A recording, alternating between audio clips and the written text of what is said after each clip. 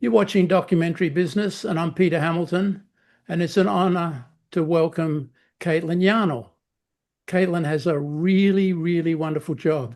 She's the Chief Storytelling Officer at National Geographic Society. So welcome, Kaitlin. Thank you, Peter. It's such a honor to be here. So we're going to focus today on your Africa Refocused project. It's a partnership with my friends, colleagues, wonderful people in my life at NUF, the Durban-based resource for all African filmmakers.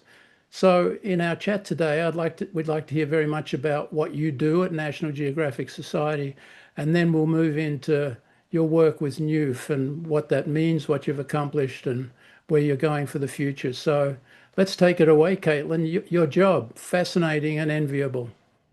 It's a great job. I am so honored to have this job, this position. I'm the first and only person who's ever been the Chief Storytelling Officer at the National Geographic Society. So it's been a learning journey for me.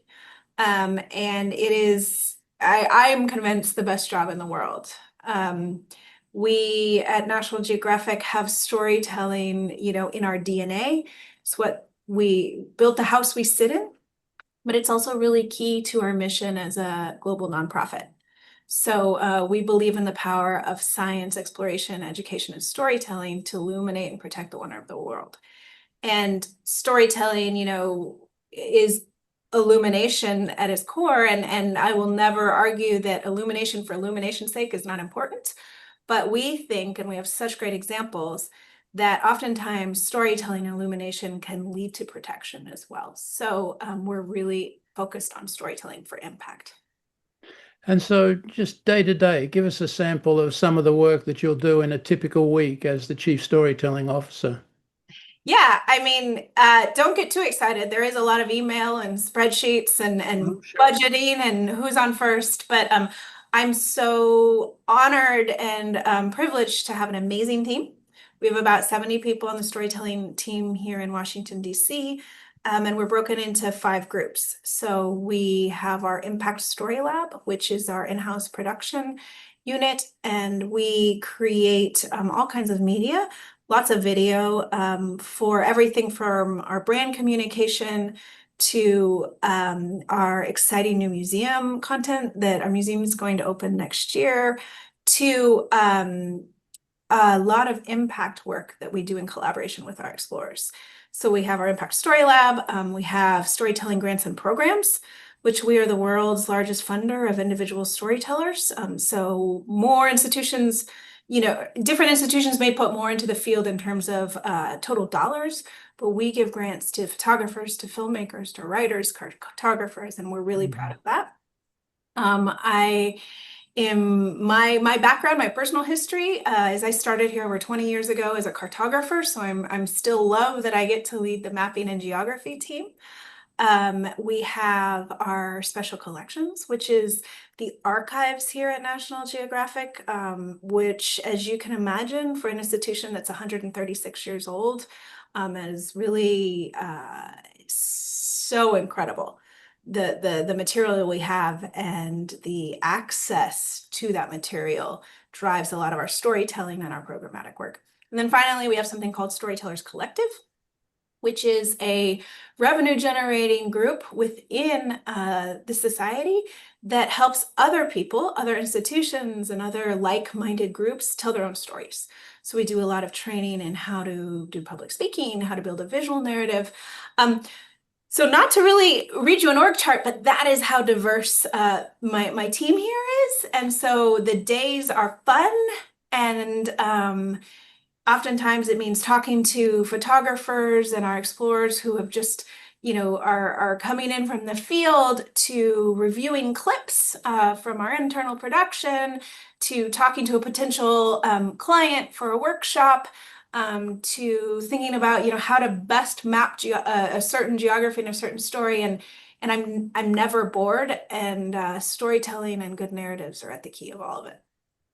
I love it that you were once a cartographer. I can imagine you saying to someone, I want to grow up and be a cartographer, and their face is going completely blank, and look where you are. So, Yeah, I am gainfully employed, and I didn't mean to be a cartographer. I was a curious kid, and kind of stumbled into geography classes in college as a second major, actually. I was a Spanish literature major, hmm, and cartography really became this thing for me that connected the right and left side of the brain. It's very rigorously scientifically accurate when you think about map projections and how we portray a round globe, accurately in a flat plane, but also the artistry of it. Like maps are art. And then as I came to learn the narrative part of it, they're used to tell stories. So yeah, I will always have a soft spot in my heart for cartography and maps. And you don't want me making maps now. I'd be real slow and real outdated, but I love them. it's interesting because as a fairly typical Aussie world traveler since my, late teens, early 20s, National Geographic maps have been just constant companions. And of course, since I was a little boy, even the magazine and was so important to me.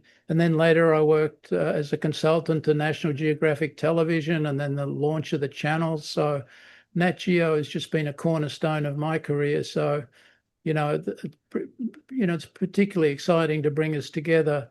And then what really excites me is Newf and Africa, and I want to hear about this in some detail.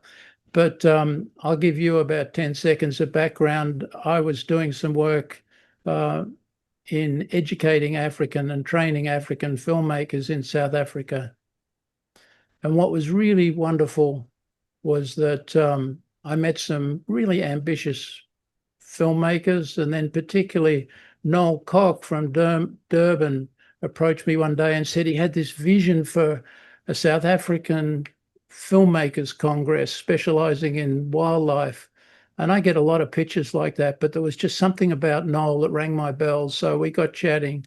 And then he called me maybe, several years later and said, I want you to come down to South Africa for the launch of our Congress in Durban. And so I've had a really incredible experience, courtesy of Noel and Pragna, his associate. And then when I learned that you were engaged and that the National Geographic Society, with all its prestige, was supporting Newf, it was a particular delight. So that's kind of my story about how I came to meet Newf. Why don't you tell us about yours? Did you focus on Africa first and then Newf, or did you meet Newf and then say, hey, these guys are great? Definitely the latter. And I think to anyone who's watching or listening who's met Noel or Pragna, it's hard not to fall in love with them and want to be involved if you have that opportunity. Um, no, it's funny because actually one of our explorers, Paula Kahumbu, who's based in Kenya, sent a note, early days, 2017, to me and said, there's this new thing happening in Durban. It's basically the pitch you got about a conference, a congress to pull together and try to build wildlife filmmakers on the continent. You really should come.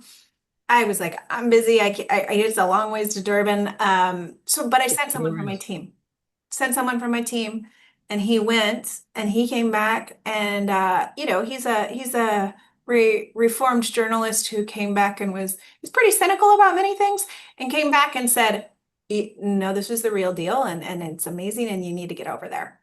Also through that first engagement, and we were able to really recruit particularly one, but a couple other storytellers that he met at that conference, and they became National Geographic Explorers. So they applied for a grant Oh, from how us. great. We were able to fund them. One of them is Jahawi Bertoli, we now use a lot throughout National Geographic, an incredible underwater cinematographer, also from Kenya. And so fast forward the next year, I said, okay, I'm doing it. I'm going to Durban. Got myself a plane ticket, went over there, and the rest is history. It felt so authentic and positive.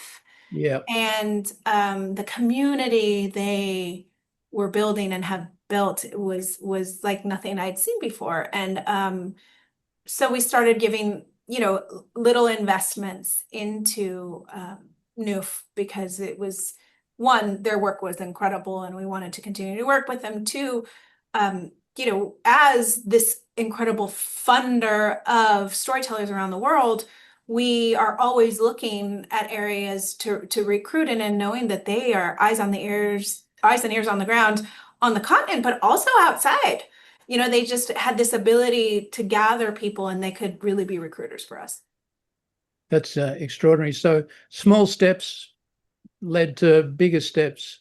So the current commitment, the big scale commitment, is to Africa Refocused. Yeah. So let's call that a project with a scope of work and deliverables and so on. Why don't you share with us some of the detail of Africa Refocused? But I guess I got a question I missed as we led to that. Is Africa a particular priority? I mean, of the National Geographic Society, it always has been. Think of Africa's great migrations and all of these coverage. Is it a particular, or has it been a particular focus? No, I wouldn't say it's a particular focus. I think that we cover the world. And so I think if I were talking to someone from in Mumbai or someone in Mexico City, they'd probably ask me the same thing. Has Mexico always been, or has Latin American always been? I think that we cover the world, and we have different strategies and approaches when we move into different geographies. But you mentioned great migrations and stuff like that. Some of the epic National Geographic storytelling and also the incredible science and exploration has taken place on the African continent. So if you think about the great legacy of the Leakey's work, out of the Rift Valley, and basically the whole field of paleoanthropology that we've been so core to us, obviously has come out of the continent. And then who can forget the great blue chip natural history work that we've seen. But we were also very aware that we needed to to invest in and work on different kinds of African stories and different kinds of African narratives. And so, to go back to my Nolan Pragna and Noof story, as we went to their Congress a few more times, we sponsored the Congress, and then in 2020, we had this opportunity to really expand the partnership. And so that's where Africa Refocus was born. Africa Refocus is a partnership between Noof and or it's a collaboration between Noof and National Geographic Society. Noof is the implementing body of this, but at the society we provide financial backing, but also a lot of other resources in terms of training, elevation, legal support, commitment. And it really has allowed Noof to scale up what they do. And Nolan Pragna are our explorers, and they are just doing incredible work since then. And they always have been, but since then it's allowed them to scale and up their game in a lot of ways. Yeah, when I saw the word refocused, I was thinking of the society and the industry as a whole, the wildlife support industry. It's been centered on the big five, the big mammal stories from Africa. So by refocusing, you're focusing on all kinds of stories, human stories and training to achieve the best storytelling. So yeah, just in a couple of sentences, can you just recap the objective of Africa Refocused? Absolutely. So I think you've put your thumb on it. The refocused is, while we all are familiar with the incredible natural history storytelling that's come out of the continent in the past, most Africans were excluded from that narrative, the filmmaking. And so what Africa Refocused seeks to do is to really reframe the stories coming out of the continent, so that they are told, by and for and organically driven by African storytellers, and also go to African audiences, right? And so that means everything from the scripting, production, the music, the score, to distribution. And I don't think it was Noel and Pragna's ambition in the beginning, but it's shifted to building an industry. Building an industry around what does natural history, environment, wildlife filmmaking look like on the continent. It's soup to nuts, right? So much of their training is, and they do these training through labs where they bring in incredibly talented scientists and filmmakers and conservationists and storytellers and musicians. A lot of it is focused on what are the actual practical skills you need to get into this industry. So some of that is learning to swim, learning to dive, getting dive certified so you can be included on underwater shoots. It's very practical skills based to create the media, but also create the industry. Yeah, what really impressed me, Kaitlin, was that I was engaged by the Department of Trade and Industry to run these training programs as part of the empowerment of the formerly disenfranchised, black and quote unquote colored filmmakers. And the program involved, regular trips down to South Africa, but it would be a day in a hotel room.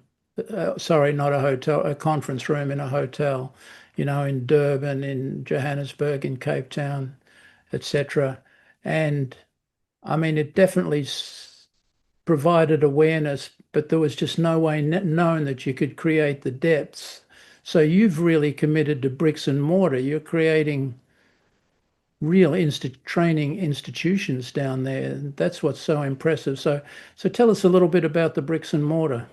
Absolutely. So Noel and Pragna and the whole NUF team opened 2 years ago something called Ikaya, which means home. That is their science and storytelling training center. It's in Sodwana Bay in South Africa. And this is really, I think the physical manifestation of their vision. So Akaya is beautiful. This center that has state-of-the-art, multimedia facilities so that they can run their labs there, be that producing or writing or composing. And then they have a dive training pool on site. So they're now a PADI certified education center where they're training divers. And of course, Sodwana Bay is one of the top dive spots on the continent, if not the world. So the access that they're providing is incredible. And, I've heard people think that this is just a program for South Africans, and it's not. They're pulling from across the continent and actually across the world. They have really strong ties through some other National Geographic explorers with filmmakers, storytellers from India, and now increasingly from Latin America. So Ikaya and this center is really becoming a hub and a home. So the next step is, of course, after training, there is production of a sufficient quality that it's going to attract audiences worldwide. So the challenge becomes distribution. Are you supporting in the process of bringing the products of these initiatives to market, either to the National Geographic Society's own platforms or to networks and platforms worldwide? We are less hands-on involved with that. As these films are created and made, we're making warm introductions. We're helping them get to the right rooms. So there's a bunch of new fellows, and Noel and Pragna themselves will be at Jackson Wild in a couple weeks, right? Which is a marketplace. Of course, we put everything in front of our media partners through the National Geographic brand channels. But what I love about it is we are showing this is how the industry works. If you want to get into global spaces, and this will help you make the introductions, we'll show you the spaces where the media is bought and sold. But what's incredible is the new fellows are doing it. They're doing it on their own, and it's organically happening and getting out. This is not a make things push through National Geographic Channel and there it goes. I should also say that, even on our own productions that we're doing, we collaborate with NUF. So we are, hiring their fellows as producers, as cinematographers, as composers, right? And layering them in. So it's not just taking their completed things and putting them forward, but we are practicing what we're preaching here, and many others are too, in terms of if you need to crew up on the continent, or if you're looking for creative talent on the continent, they're a clearinghouse, and the talent is incredible. And so it's an ugly HR word, upskilling, but are you seeing that the skills that you are dedicated to developing, are you seeing the payoff in terms of the resources that you are hiring for your films or recommending to other films? So the training's working. The training's working, absolutely. People, are getting better and better and better, but also just the connections are there because some of these individuals were exceptional before. We just didn't know how to find them, or we didn't know where they were. And now there is a easier way forward to say, you know what? I need someone to score my piece. Here's your one-stop shop. You don't have to know who you know, right? We pick up the phone and we get Nolan Prognett, and they're like, here's the person you should call. That's really great. So it's becoming a blast off point for your work across Africa. And I noticed in my, I guess, previous read of a press release from Newf, or maybe it was a conversation with Nolan Pragner, that they're working with other African territories and countries like Rwanda, and of course Kenya as well. They've always had a strong relationship with Kenya. Are you seeing that kind of Pan-African payoff Absolutely. developing? They're over 40 countries now. And part of our bigger investment with them was really doing some strategic planning and pushing forward of knowing that you can't do everything all at once. And so they had, they had deep ties in East Africa. And then the last couple of years, they did a big focus in West Africa. So they were really, tapping into some of the Nollywood industry in Nigeria. Yeah, They've worked really closely with some incredible fellows in Cameroon and Benin, and Ghana. And then now the focus is they're looking towards North Africa. And what does that look like? And it's so really interesting. it, So, my experience is that, Westerners are still in the kind of Maasai characteristic of Africans, but yet, you understand that, Senegal has its own subways, commuter train systems, and there's just such development exploding there in different regions of this vast country. So it's marvelous that you're making an impact across the country, across the continent, I should say. So yeah, go ahead. Yeah, I was going to also just add that the nature and wildlife stories, I think you're right, that much of what has been exported from the continent in terms of natural histories have been very Eastern Southern African focused for obvious reasons. It's epic, it's grand. Who's going to, not fall in love with the Mara or Serengeti or Kruger? But I am so excited every time I see the natural history work coming out of West Africa. It's just an area we don't know as much, and the mangroves and the forest elephants, and it's incredible, and it's a whole new narrative space. Marine mammal work on the western part of Africa is really stunning, and stories that are new, right? They aren't new, but they haven't been told as much. Yeah, no, that's for sure. And we've been following stories from West Africa in my newsletter, in our case studies, with a great deal of fascination. So let's think about what next. You've taken this wonderful initiative of Nolan Pragner's, that business plan on the back of an envelope that I first saw in about 2014 or 15. Who would believe it? Now they have like a university, a college of Pan-African training with worldwide connections. And, thank you for backing this development, Kaitlin. What's next? What's your focus going forward? Well, I mean, we're not moving away from Africa Refocused and Nolan Pragna. We so believe in them and their work, and there's a selfish element of this too. Now they have sourced so many of our incredible explorers from the continent. So not only storytellers, but scientists. They're such great recruiters, and we are benefiting greatly from that.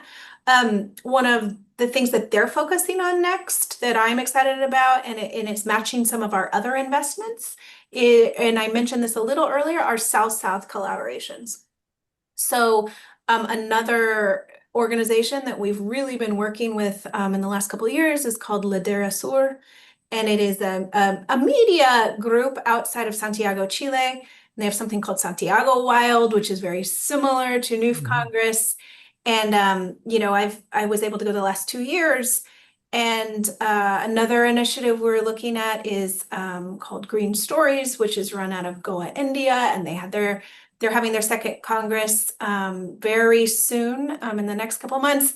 And so slowly they've been knitting closer and closer together, and we're just, the cement and sometimes the resources to make that happen. And so recently a bunch of storytellers from Latin America were able to go over to Sodwana Bay, to Akaya, to start producing media together, which is just That's incredible. wonderful. And one of the short films that they made in like 4 or 5 days is a finalist at Jackson Wild, and so I start when I mean, really, I am so excited, and even that we had the tiniest bit to do with that makes me immensely proud that we, at some point, I hope that we aren't needed, right? That our hands are off the wheel and this happens, and NUF continues to run and grow. But then this South-South knitting and these collaborations between Latin America, between India, and can we go further east? What does this start to look like in terms of an industry? And how can we, those of us who I'm sitting in Washington or those based in Europe, how can we learn from that? Like how can they come tell our stories and collaborate with us in that way is really exciting for me when we think about that. And since you let me ask, the other thing I'm personally really excited about is we have a incredible expansion here, on our headquarters with a brand new expanded Museum of Exploration here in Washington, D.C. that'll open next year. And I'm very excited about that because it's going to be a platform in our home to tell these kind of stories. And so Noel and Pragna and Africa Refocus will be featured in that heavily. Well, I look forward to returning to cover that when you get closer to opening. Listen, Kaitlin, congratulations for the vision and then for delivering, and thanks.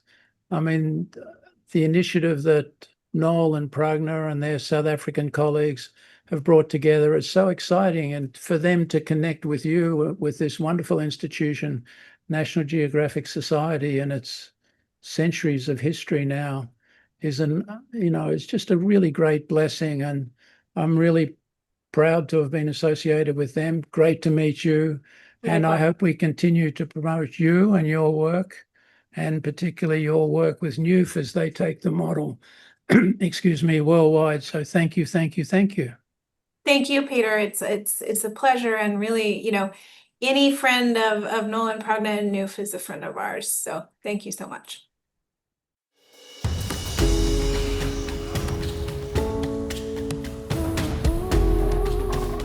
African wildlife, landscapes, and culture is represented in so much of the media that we consume. Yet historically, we as Africans have been excluded from the creation of this content. And that's why I always like to say, how do you change the story? You change the storyteller. Africa Refocused is a collaboration between NUF and National Geographic Society. The goal of this initiative is to build a network of talented producers, directors, cinematographers, writers all across Africa, with a focus on natural history and wildlife storytelling. Representation and authenticity matter. And when there are more African storytellers sharing the stories of Africa, there will be a diversity of perspectives and nuances that have historically been missing from Africa's nature and wildlife media landscape.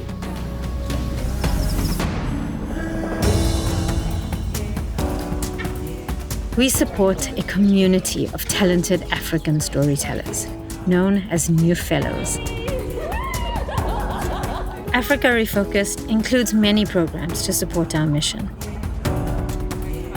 One of these is NUF Labs, where new fellows have the opportunity to participate in training areas like cinematography, science communication, music composition, and diving. And we built our Storytelling Research and Dive Center, not only to host new FLABs, but a space for fellows to connect, collaborate, and share in a safe environment. We get to shape how we want people to see our continent. We get to shape how people see us. And we get to own the narrative that has for so long been told in a different perspective. They can feel that the people who made the music were actually one with the environment and what was going on. Storytelling is a really incredible tool to reach into the hearts of people. When they see themselves on screen, when they see their locations on screen, it hits directly to the heart. You've afforded me the tools to also turn my passion into action, which has inspired many back home in the community to become ocean advocates and participate in marine conservation.